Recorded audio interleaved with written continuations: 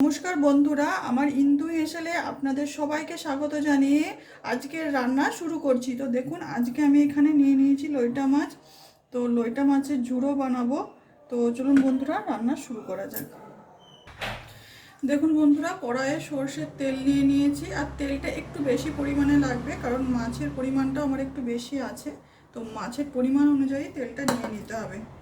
তো এখন আমি কালো জিরে দিয়ে দিলাম সর্ষের তেলের মধ্যে।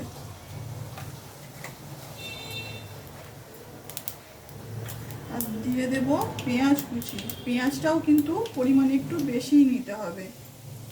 এখন আমি পেঁয়াজ কুচিটা দিয়ে দেব।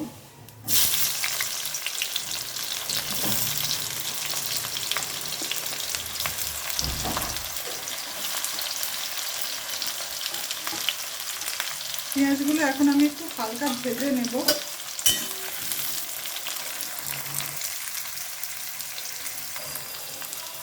এখন দিয়ে দেব কাঁচা লঙ্কা কুচি।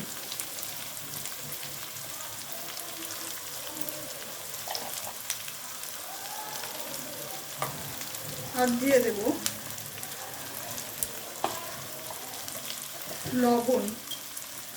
এই লোটে মাছের ঝুড়োটা কিন্তু একটু নুন ঝাল হয়।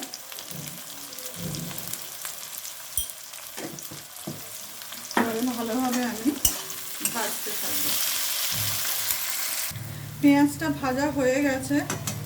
এখন আমি দিয়ে দেব আদা আর রসুন বাটা। এখানে কিন্তু রসুনের পরিমাণটা একটু বেশি আছে, আদার পরিমাণটা কম আছে।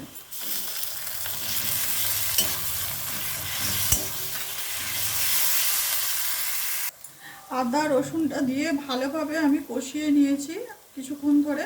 আদা রসুনের কাঁচা গন্ধটা চলে গেছে। এখন আমি দিয়ে দেব টমেটো কুচি। দুটো টমেটো নিয়েছি, কুচিয়ে নিয়েছি। এখন এই টমেটো কুচি দিয়ে দেবো। টমেটোটা দিয়ে ভালোভাবে একটু কষিয়ে নিতে হবে। এখন দিয়ে দেব পরিমাণ মতো লবণ।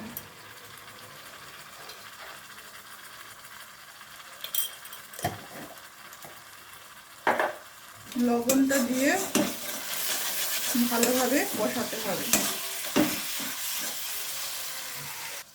এখন দিয়ে দেব লাল লঙ্কার গুঁড়ো।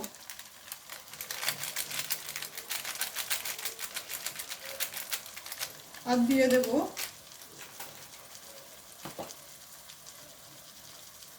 হলুদের গুঁড়ো।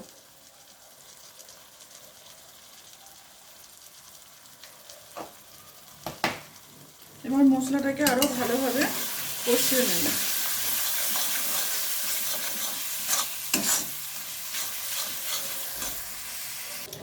গ্যাসের ফ্লেমটা লো টু মিডিয়ামে রেখে মশলাটা ভালোভাবে আমি কষিয়ে নিয়েছি।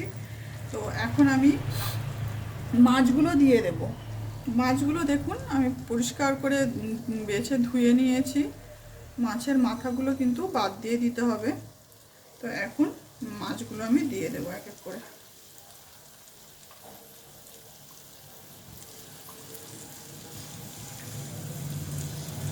গ্যাসের ফ্লেমটা কিন্তু কমিয়ে রাখতে হবে।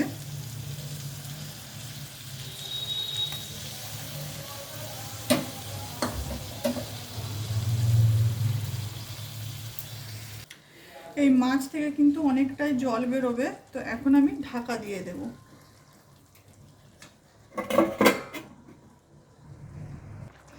দেখুন কতটা পরিমাণে জল বেরিয়েছে। তো এখন এই মাছের ভেতর থেকে কাঁটাটাকে বের করে নিতে হবে। আপনারা কাঁটা রাখতেও পারেন, আবার বেরও করে নিতে পারেন। তো এইভাবে আটা চামচের সাহায্যে আটাটাকে বের করে নিতে হবে।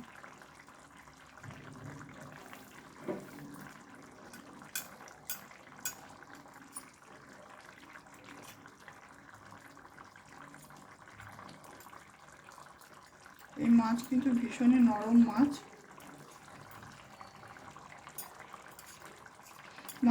মাছগুলোকে আমি 10 মিনিটের মতো ঢাকা দিয়ে রেখেছিলাম। তো ওই 7 থেকে 10 মিনিটের মতো রাখলেই কিন্তু এই মাছ রান্না হয়ে যায়।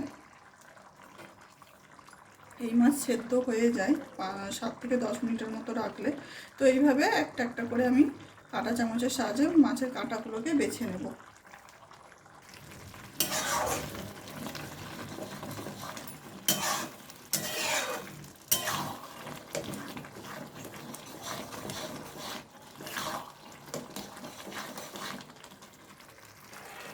যতক্ষণ না কড়াইয়ের জল শুকিয়ে না যাচ্ছে ততক্ষণ কিন্তু এইভাবে নেড়েই যেতে হবে, খুন্তির সাহায্যে একভাবে নাড়তে হবে।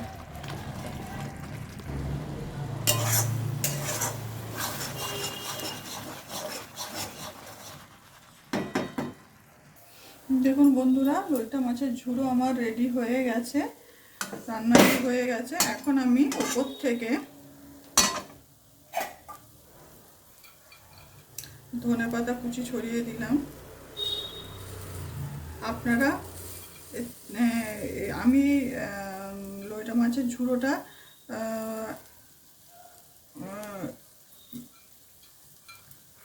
আপনারা এর থেকেও কিন্তু শুকনো করতে পারেন।